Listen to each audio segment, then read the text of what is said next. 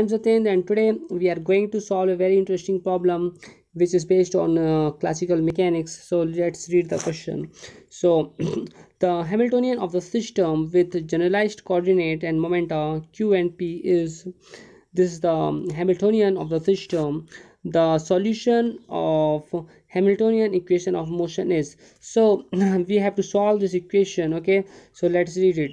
Okay, so it is given that the Hamiltonian was given and the Hamiltonian equation of motions are this. Okay, these are the Hamiltonian equation of motion. There are two main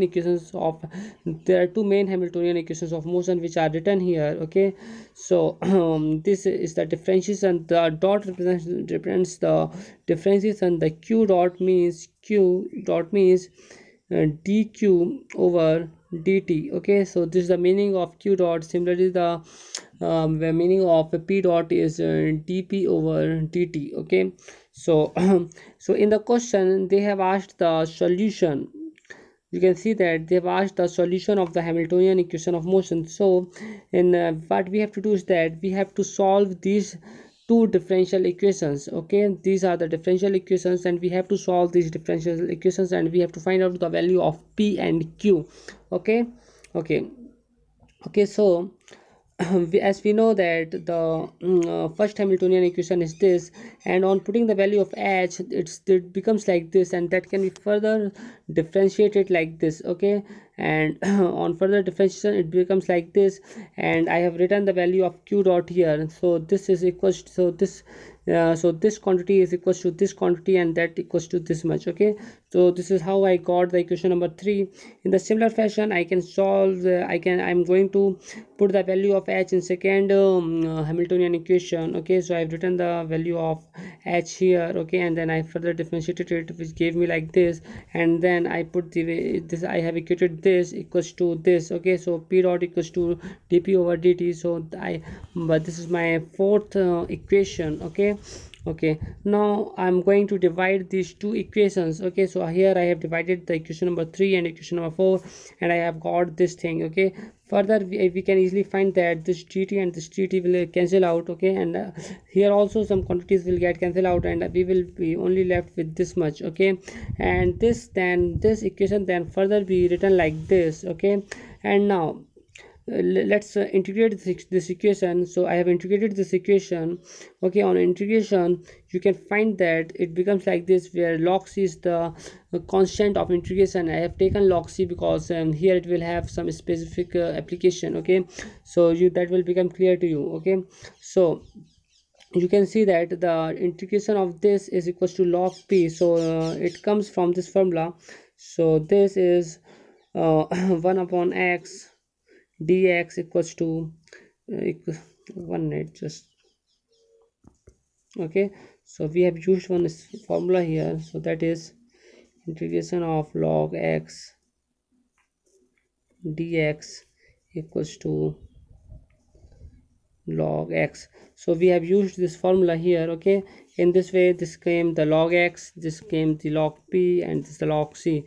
Further it can be seen that this can be brought to this side and that can be added like this, and then there is a identity of log which can be written like that. Okay, so that's identity is here, log a plus log b equals to log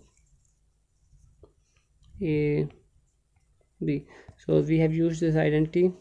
Okay, so that become like this, and then log and log will cancel out. Okay, then that can be taken out, so we will be left with this, and this will be our equation number 5. Okay, okay, and now let's bring the equation number 3 here at this point. So this is the equation number 3. I am substituting the value of p from this equation. Okay, so p will be equals to c over q. So I am substituting the value of this p here, and this equation has become like this. Okay, okay, now